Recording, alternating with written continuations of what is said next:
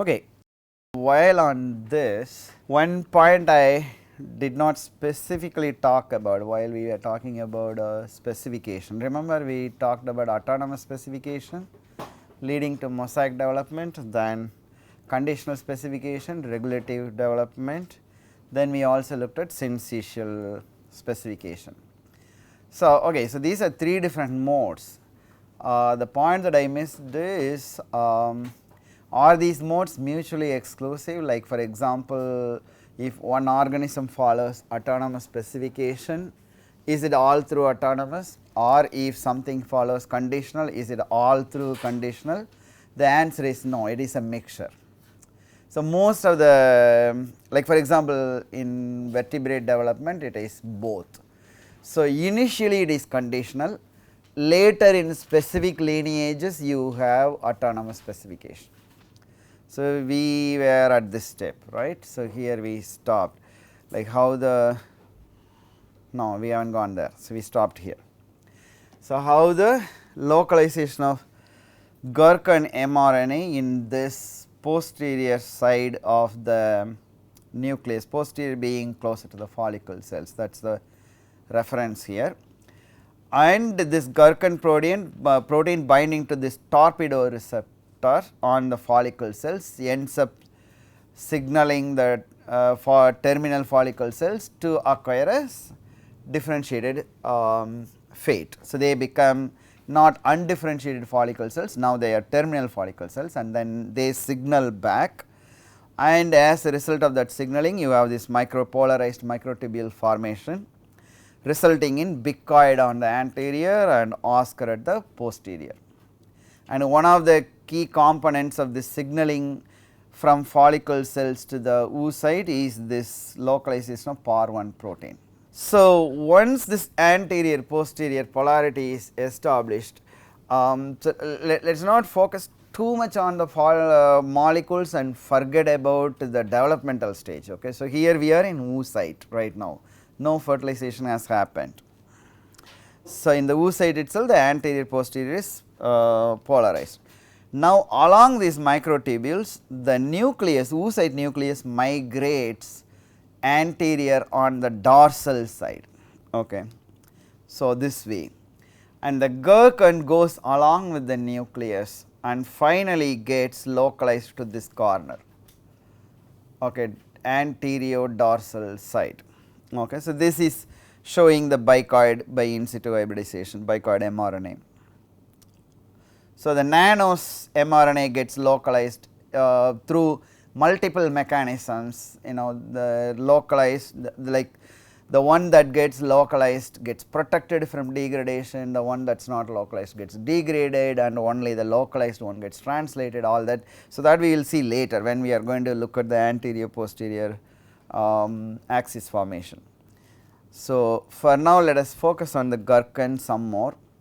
So, this is in the this in the oocyte, this is the whole egg chamber and this is the oocyte, these are nerve cells, and this is where you have the Gurken mRNA, and this another look at the same. And if you make a cross section, the follicle cells, the dorsal, and then here you have this. So, this is protein there. So, what do you think is this red color based on whatever we have discussed earlier where we have seen red color? Good progress. Cytoskeletal, one of the cytoskeletal actin. So, actin is what is there in the inner periphery of the cell membrane. So, it kind of makes the boundary, so therefore, it is actin. Alright, so here is an experiment. So, we could have ignored this and moved on, and this is just to get an idea of how did people understand this torpedo Gurken signaling. This is the manner in which it happens, like it is on follicle cells and they signal back and so on. So, this scheme kind of tells you where do you think torpedo should be produced, from the oocyte nucleus or should it be produced in the follicle cells? So, which one should contain the genetic information for torpedo protein making? Which one, follicle nuclei or the oocyte nucleus? Follicle one.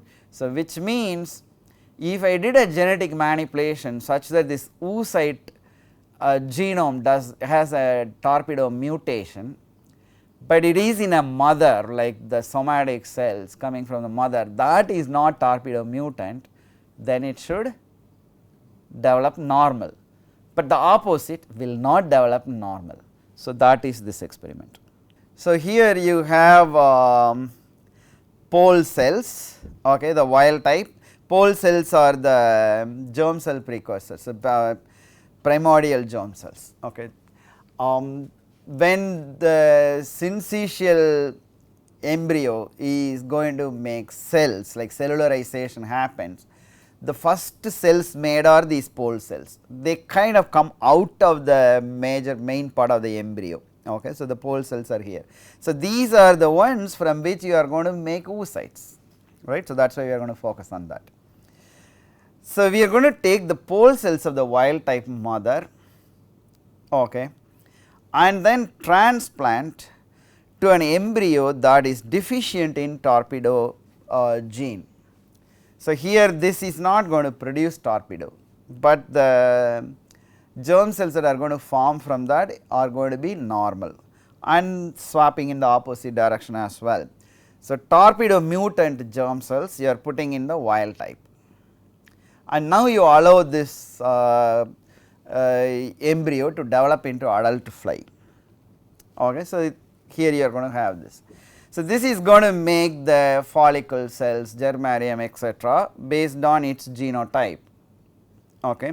Similarly, this one. So, this is going to be making follicle cells that are not going to have torpedo protein, while this one is going to make pole cells or the oocyte, it is going to make oocyte. The relevant thing here is oocyte, which will not have torpedo protein producing ability, but the follicle cells, they will have the torpedo.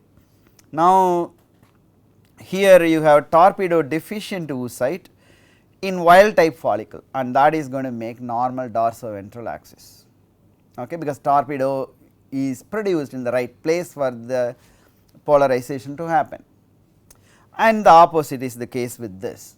So, here the follicle cells are not going to produce the torpedo, although the oocyte is totally wild type, and that is not going to develop normally. Okay.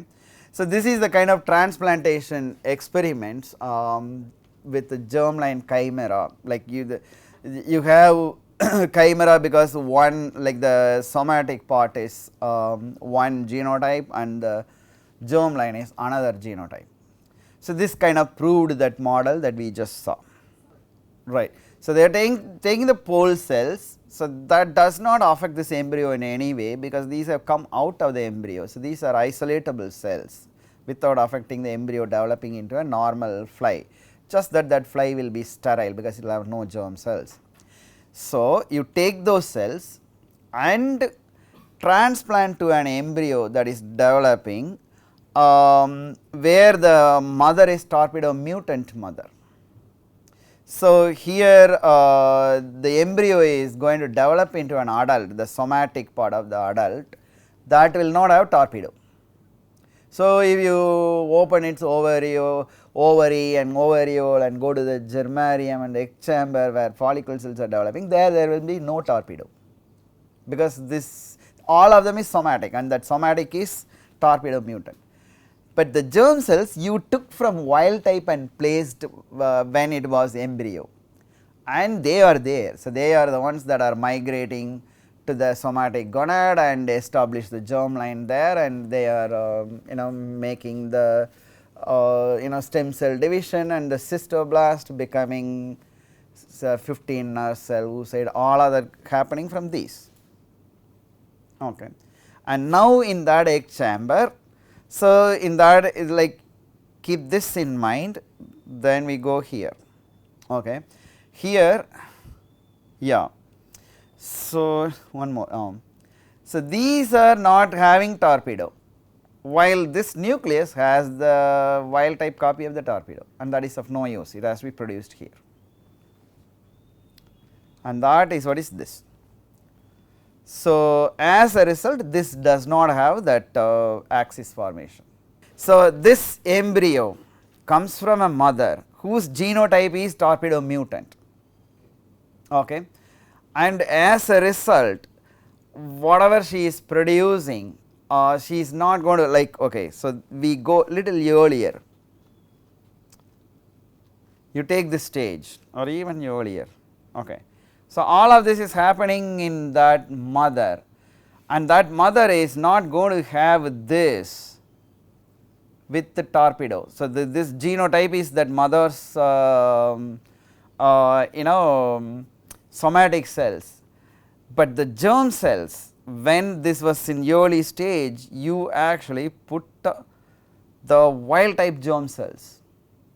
See, they took advantage of the fact that these pole cells come off separate and they can be taken out.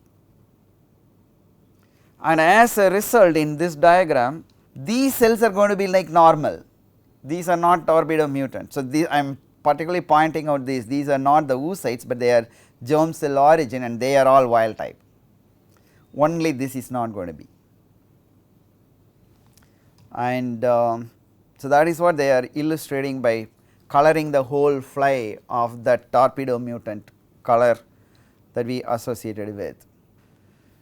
So, these kind of creating chimera, where this is in a sense is kind of mosaic, like what you are trying to do is the genome of different cell types in the same organism are not identical, okay. So, here in this you have two different genomes, like one of genomes, one of them has wild type copy of torpedo while the other one does not. So, the question is where the torpedo has to be produced for this dorsoventral axis formation. Okay, this is going to be a lot more complicated if you thought that was complicated, okay. But I will take you through very slowly and it is not going to be complicated. So, here what we are actually going to do is, so remember, let us not lose the big picture. The big picture is our goal of this series of lectures is to understand how do we make front and back and top and bottom, okay, asymmetry in an embryo, which starts in a symmetrical zygote, right. So, the example we took is Drosophila, where this asymmetry is made in oocyte itself, and now we focused on in oocyte how the asymmetry happens.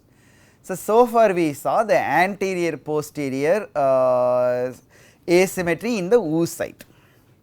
Now we are going to switch gears and look at top bottom, that is dorsal ventral. Okay, top bottom does not mean head and tail in us who is standing on two limbs. For us it will be front and back. Okay, so your back is top and your front is ventral. Okay, dorsal is back, ventral is belly side. Clear? So, the animal is like this normally, only we are standing straight, and the head is anterior or front and tail is back. So, in that sense your head is like the front.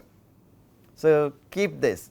So, many times developmental biology classes, they assume that everyone comes from biology background and therefore these are all elementary and they do not talk about it, textbooks do not talk about it. But if these people come and teach in India, they will realize all biologists are actually non-biology origin, transplanted ones, and therefore you have to emphasize this, okay. So, for example, in the fly, when I am saying this is front, for you this is front, okay, the analogous structure is here, right, and this is top, it is not this, it is this back, and this is not bottom, this is front of your body. Clear? You won't get confused, right? Okay, this is very important. Alright, so now we are going to look at dorsal ventral asymmetry, how that is made. So, it is also called axis, okay, anterior posterior axis we saw, and now we are going to see dorsoventral axis. And this one, it starts in the oocyte, but we are going to end up with embryo. So, it is continuously moving, like when I am starting here I am in the oocyte, but when I am going to be here, it is going to be syncytial embryo. So, while this nucleus is oocyte nucleus when I am going to start, when I am going to end, this is syncytial nuclei. Among many nuclei that is made, this is one of them, and which is on the ventral side. Okay. So, pay attention to this label. Here it is written correctly, okay. I have edited here, you can see that color difference, I could not match this color correctly. The book says oocyte there, okay, do not get distracted by that. This is a blastoderm embryo when we go to that stage. Okay, so now we will go slowly. So, remember when the nucleus I said moves to the anterior on the dorsal side, and Gurken goes along with that as a halo, right. Now, this Gurken is going to do something. So, it is all that Gurken we started with that is going to be important for both the axes. So, now we are going to focus on that Gurken, what it is going to do. Yeah.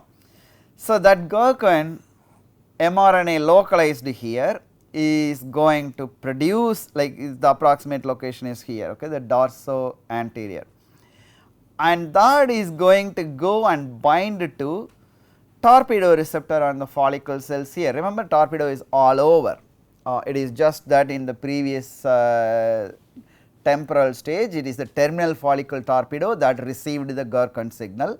So, now the torpedo on these dorsal follicle cells, they receive the signal, and that signal stops the production of a protein called a pipe. This is at the bottom, okay, the spelling if you want, pipe, the same as normal pipes. So, the pipe is not produced here.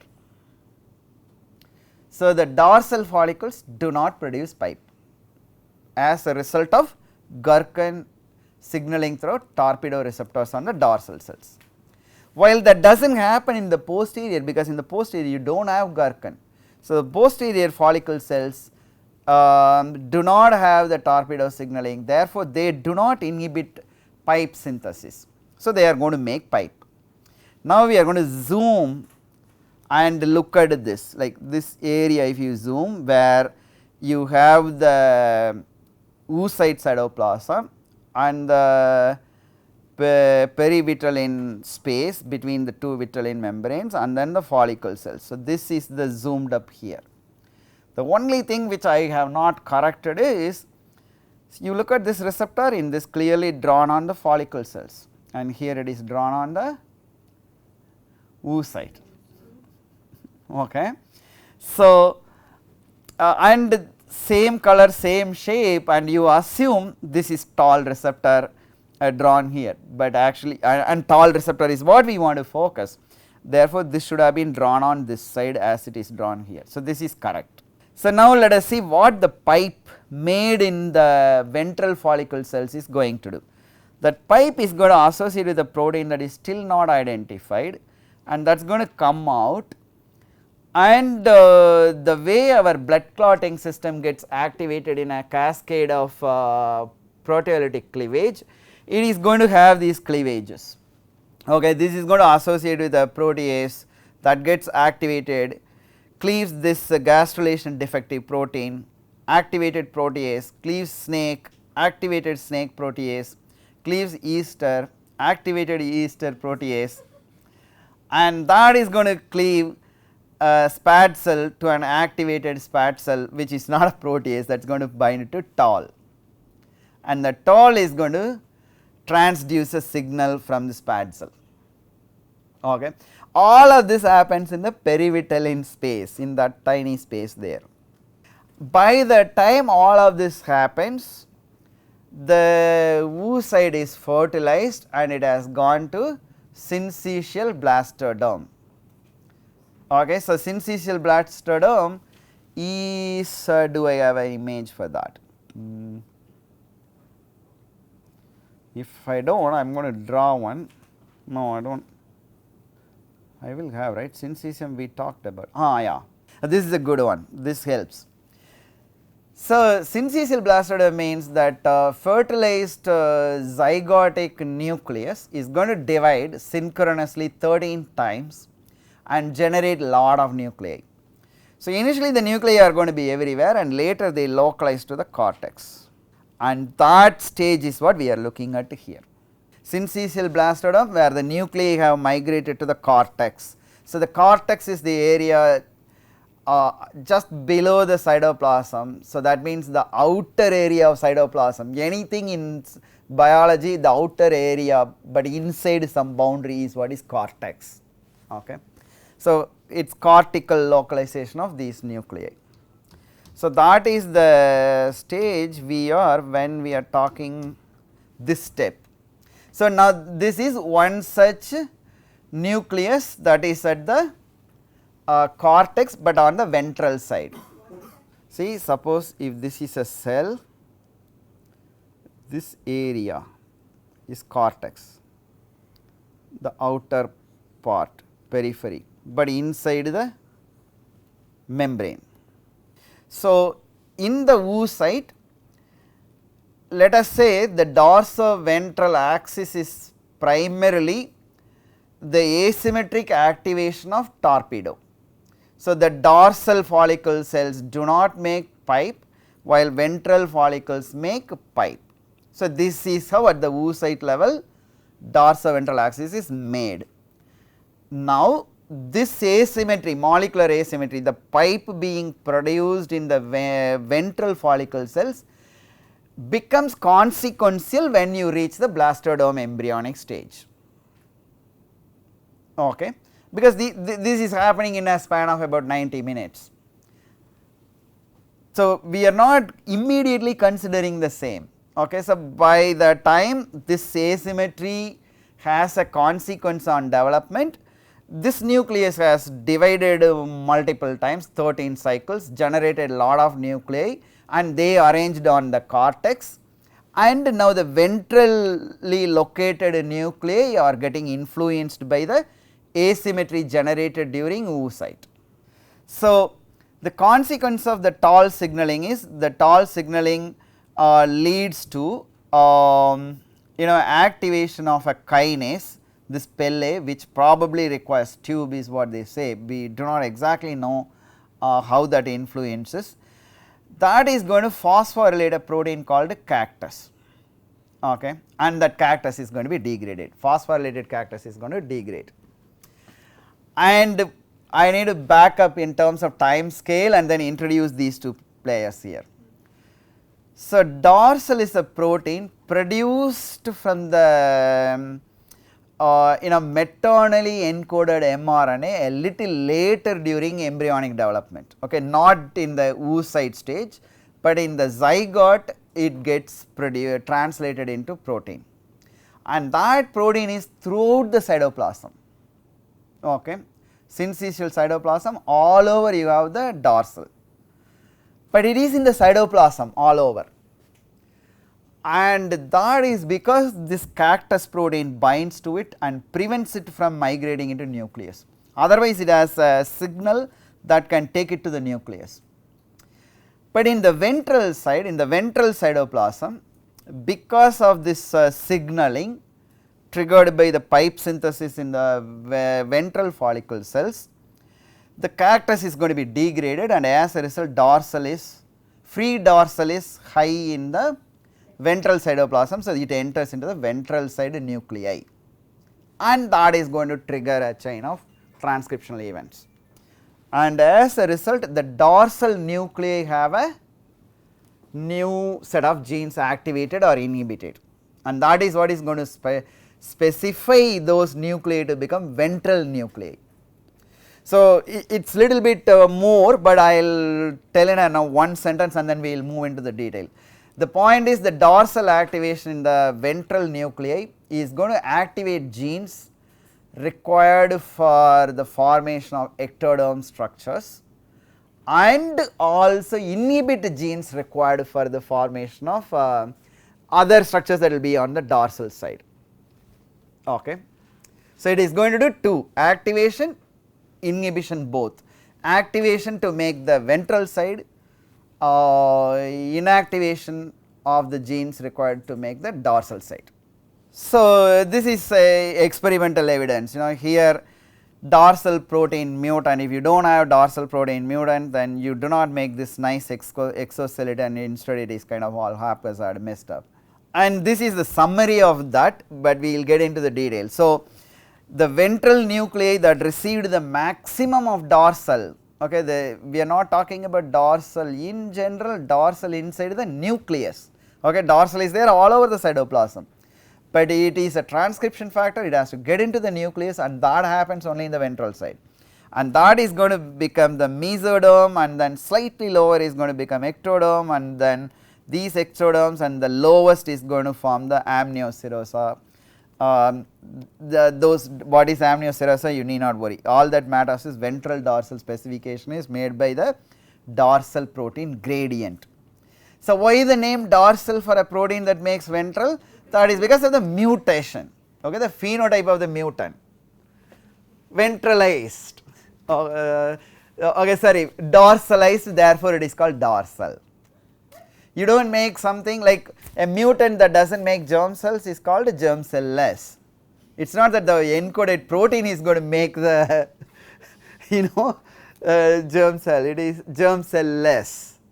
So, the names are based on the phenotypes. So, dorsal protein is required to make the ventral. So, in its absence the embryo gets dorsalized. So, therefore, it is dorsal. You look like a dorsal, so you are called dorsal. So, now you look at this wild type dorsal, plenty of dorsal in the nuclei. So, now you see this the cortical arrangement of the nuclei I was telling about, plastoderm embryo, right. So, here you have these white round structure are the nuclei all over. So, this is in the this is cortical localization. So, this is central cytoplasm. So, here you have dorsal protein, and in a mutant one of those these things, if you mutate any of these, I do not know exactly which one, the legend in the book will tell you exactly what is the mutant, and in that mutant dorsal does not get into the nucleus, and as a result no ventral specification, the whole embryo is dorsalized.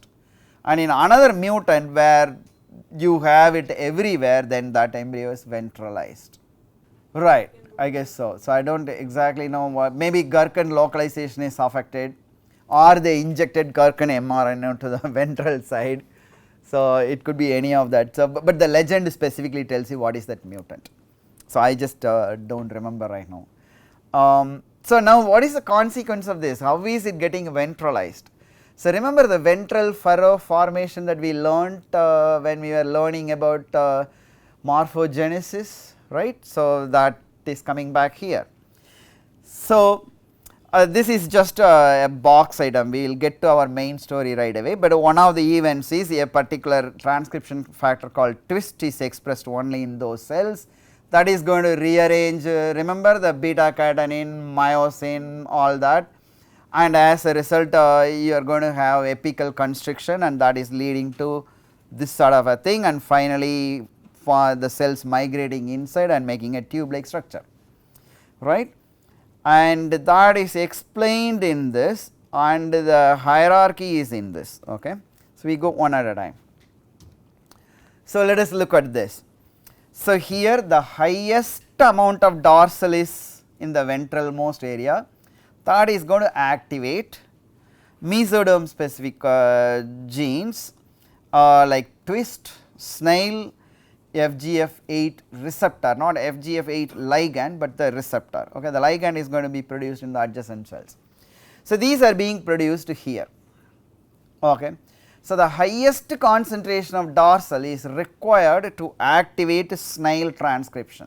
I am specifically focusing on snail because that is required for us to understand the next layer, slightly dorsal most ventral cells, because they are the ones that are going to make the ectoderm. So, you can imagine the affinity of the enhancers in the snail for dorsal is probably low, and as a result you need very high concentration of dorsal. So, when you move slightly away where you still have significant amount of dorsal, that is not good enough to activate snail, but that activates rhomboid. So, why rhomboid is not produced here? If rhomboid is produced by dorsal, here I have dorsal and dorsal should activate rhomboid. That is because snail inhibits rhomboid production. Okay. So, as a result rhomboid is produced here and this snail is restricted here, and this leads to the production of FGF8, that is going to be the ligand to transduce the signal from FGF8 receptor produced here, and those interactions are going to specify this as glial cells, okay, mesectoderm. Then slightly away you have neurogenic, and then lateral ectoderm, and then you have these ones. Okay, let me tell a little bit about these three. These three are inhibited here by dorsal. If they are not inhibited, they are going to dorsalize the whole embryo. So, while these are activated, they are required for the ventral specifications, and these three are going to activate the dorsal region, and they are inhibited here. And here no dorsal, therefore, these are produced and they are going to specify dorsal ectoderm and the amnoserosa. So, that is an embryonic structure. So, that hierarchy is given here. On the ventral side you have dorsal, that is going to activate these and inhibit these three, which we just saw in that cartoon. This is the same thing here, same information shown to indicate the hierarchy here. And you see the snail is inhibiting rhomboid and dorsal activates it. So, dorsal does not activate snail here because you need high concentration of dorsal to activate snail. So, this is the story of how the dorsoventral patterning is made, and this is not hypothesis, this is real. You see here, these are the expression pattern of different proteins. They are not expressed everywhere. This is expressed in the ectoderm, like this portion, and like this portion is not visible in this. So, therefore, you are not seeing that. So, you see that, and the next one and next one, the muscle cells and then the dorsal cells. So, you see this pattern neatly formed.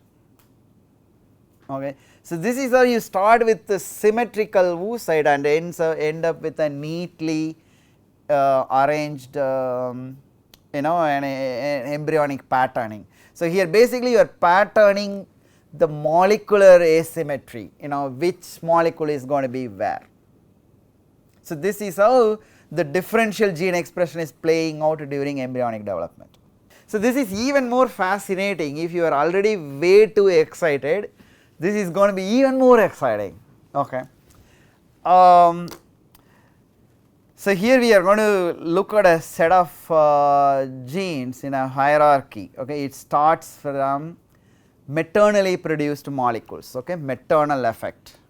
These maternal effect means, okay, that is a key word, you need to understand what the maternal effect means. Mutation of this gene will not show the phenotype in that embryo itself. If the mother was mutant, now you will see the phenotype in the embryonic development. So, usually you will see the mutant effect only in the grandchild embryo. Okay, if the mother produced enough of it, let us say you are zygote, both the alleles, okay, the maternal paternal allele both are mutant. So, you are totally having loss of function phenotype, loss of function of that particular gene. Okay. So, YFG is just null allele you have. But if your mother was heterozygous and if she was producing enough of YFG, capital YFG, YFP let us say, and she is depositing lot of that YFP or the YFG mRNA in your zygotic cytoplasm, and if YFP functions only during embryonic development, then that is good enough, then you are going to take shape, you are going to become a normal adult. Only thing is next generation you will not be able to, because your genome is not going to make the YFP. So, as a result you are not going to make a functional embryo. Such mutants are called maternal effect mutants. So, mother is YFG over minus. Okay. So, Now F1, we are not going to use okay, let us use F1, no problem, is going to be 1/4 of them are going to be minus over minus. Let us assume father was a carrier, okay, and so therefore it is conceivable that you will end up making an embryo like this. Okay, like she will make a gay oocyte that will be negative, right, mutant, and let us say the sperm is also negative, sperm comes from a father who is heterozygous. Now you will end up getting this, but all of this is not happening in isolation, it is all happening in mother. Mother is producing this plenty of YFP or YFG mRNA and depositing in the oocyte cytoplasm.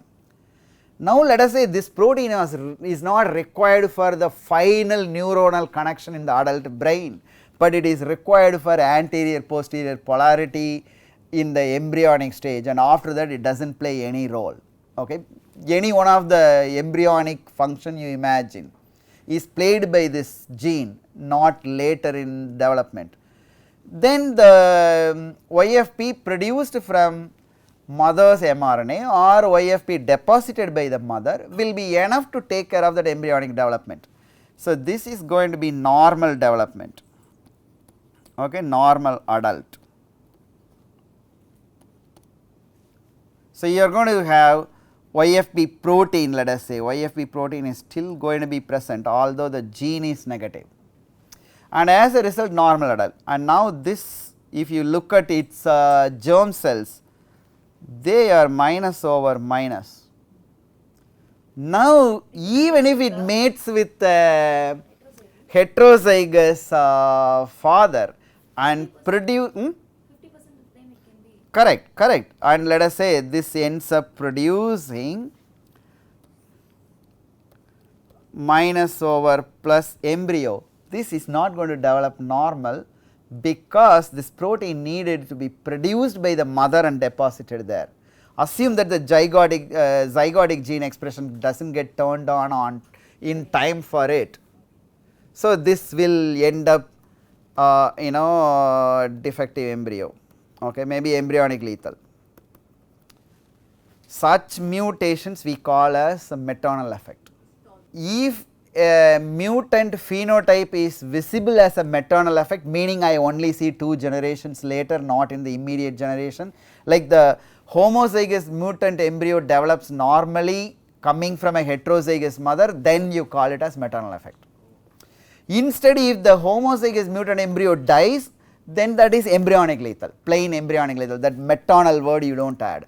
So therefore you have 2 kinds of genes, one is maternal effect embryonic lethal, another one is called maternal effect sterile, meaning the somatic things will all develop normal, but the gametes will not form right, and they are maternal effect sterile. That is because some of the maternally produced proteins, remember the pole cells form the first, so they inherit, and their germ cell early development these maternal proteins are required. So they are the meanings of those 2 terms, maternal effect sterile and maternal effect lethal. So okay, so I guess we stop with this definition of what is maternal effect. So we will continue this in the next class.